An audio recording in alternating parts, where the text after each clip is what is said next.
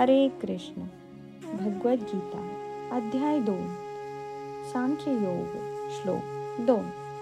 श्री भगवान उवाच कुतस्त्वाकश्मलमिदं विषमे समुपस्थितम् आनार्यजुष्टं स्वर्ग्यम् अकीर्तिकरमर्जुन.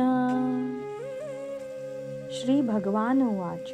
श्री भगवान म्हणाले, कुतः कोठून, त्वा तुझ्या ठाई, कश्मलम अशुद्धी मोह, इदम हा शोक, विषमे या संकटाच्या वेळी, समुपस्थितम प्राप्त झाला, अनार्य ज्यांना जीवनाचे मूल्य कळत नाही अशा व्यक्ती, जुष्टम आचरलेले, अस्वर्ग्यम जो उच्चतर लोकात नेत नाही, जो मोह उच्चतर लोकात नेत नाही, अकीर्ती दुष्कीर्ती, करम कारणीभूत, अर्जुन हे अर्जुन. पुरुषोत्तम श्री भगवान म्हणाले, हे अर्जुना, तुझ्यामध्ये अशा अशुद्ध गोष्टी कशा आल्या? ज्या मनुष्याला जीवनाच्या मूल्यांचे ज्ञान आहे त्याला या मोहमयी गोष्टी मुळीच शोभत नाहीत. असा मोह मनुष्याला उच्चतर लोकांमध्ये नेण्यात नाही तर त्याच्या दुष्कीर्तीला कारणीभूत होतो. तात्पर्य: कृष्ण म्हणजे पूर्ण पुरुषोत्तम भगवान. म्हणून संपूर्ण गीतेमध्ये श्रीकृष्णांचा उल्लेख भगवान असाच केला आहे. भगवान रूपाचा साक्षात्कार हा परम सत्याच्या साक्षात्कारामध्ये अंतिम साक्षात्कार आहे. परम सत्याचा साक्षात्कार 3 अवस्थांमध्ये होतो. निर्विशेष ब्रह्म अर्थात सर्वव्यापी चेतना, परमात्मा किंवा सर्व जीवांच्या हृदयामध्ये स्थित परम सत्याचे स्वरूप, आणि भगवान किंवा पुरुषोत्तम भगवान श्रीकृष्ण. श्रीमद भागवतात परम सत्याची संकल्पना याप्रमाणे विवेचित करण्यात आली आहे. परम सत्याचे ज्ञान असणारे ज्ञाते ज्ञानाच्या 3 अवस्थांमध्ये परम सत्याचा साक्षात्कार करतात आणि या सर्व एक समान आहेत. परम सत्याच्या अशा अवस्थांना ब्रह्म, परमात्मा आणि भगवान असे म्हटले जाते. ही 3 दिव्य स्वरूपे सूर्याच्या उदाहरणावरून स्पष्ट करता येतात. सूर्यालाही विविध प्रकारची 3 स्वरूपे आहेत. उदाहरणार्थ सूर्यप्रकाश, सूर्याचा पृष्ठभाग आणि प्रत्यक्ष सूर्यलोक. जो केवळ सूर्यप्रकाशाचे अध्ययन करतो तो प्राथमिक अवस्थेतील विद्यार्थी आहे. जो सूर्याच्या पृष्ठभागाचे स्वरूप जाणतो तो अधिक प्रगतावस्थेमध्ये आहे आणि जो सूर्यलोकामध्येच प्रवेश करतो तो सर्वश्रेष्ठ आहे. जे सामान्य विद्यार्थी केवळ सूर्यप्रकाश आणि त्याचे विश्वव्यापकत्व आणि निर्विशेष अशा देदीप्यमान प्रकाशाचे स्वरूप जाणण्यात समाधान मानतात, त्यांची तुलना परम सत्याच्या केवळ ब्रह्मस्वरूपाचा साक्षात्कार करू शकणाऱ्या उपासकांशी करता येईल. जो विद्यार्थी आणखी थोडा प्रगत आहे तो सूर्यगोलाचे स्वरूप जाणू शकतो आणि त्याची तुलना परम सत्याच्या परमात्मा स्वरूपाचा साक्षात्कार करून घेणाऱ्या उपासकाच्या करता येईल.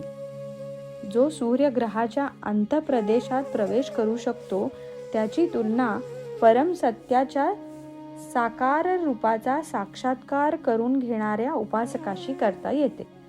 म्हणून सर्व प्रकारचे विद्यार्थी जरी परम सत्य या एकाच विषयाच्या अध्ययनात मग्न असले तरी भक्त किंवा ज्यांनी परम सत्याच्या भगवान स्वरूपाचा साक्षात्कार केला आहे ते सर्वश्रेष्ठ अध्यात्मवादी आहेत. सूर्यप्रकाश, सूर्यगोल आणि सूर्यग्रहातील आंतरिक व्यवहार एकमेकांपासून विभक्त करता येत नसले तरी 3 विविध अवस्थांचे अध्ययन करणारे विद्यार्थी एकच प्रकारचे नसतात. भगवान या संस्कृत शब्दाचे स्पष्टीकरण व्यासदेवतांचे पिता महान आचार्य पराशर मुनी यांनी केले आहे. संपूर्ण ऐश्वर्य, संपूर्ण बळ, संपूर्ण यश, संपूर्ण सौंदर्य, संपूर्ण ज्ञान आणि संपूर्ण वैराग्य यांनी युक्त अशा सर्वश्रेष्ठ व्यक्तित्वास भगवान असे म्हटले जाते. अत्यंत श्रीमंत, अत्यंत बलवान, अत्यंत सुंदर, अत्यंत प्रसिद्ध, अत्यंत ज्ञानी आणि अत्यंत अनासक्त असे अनेक लोक आहेत. पण कोणीही ठामपणे सांगू शकत नाही की आपल्याकडे संपूर्ण ऐश्वर्य, संपूर्ण बळ इत्यादी सर्व काही पूर्ण रूपामध्ये आहे.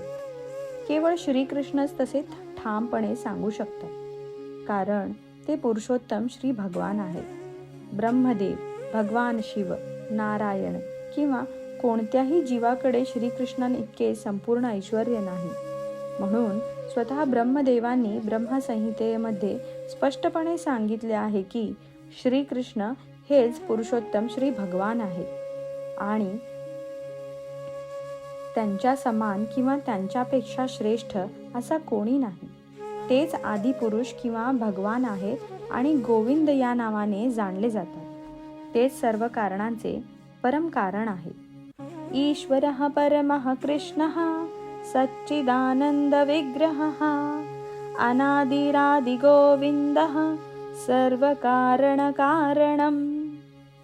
भगवंतांच्या गुणांनी संपन्न अशा अनेक व्यक्ती आहेत, परंतु श्रीकृष्ण सर्वश्रेष्ठ आहेत, कारण कोणीही त्यांच्याशी साम्य साधू शकत नाही. तेच परमपुरुष आहेत आणि त्यांचे शरीर शाश्वत, पूर्णपणे ज्ञानमय आणि पूर्णपणे आनंदमयी आहे.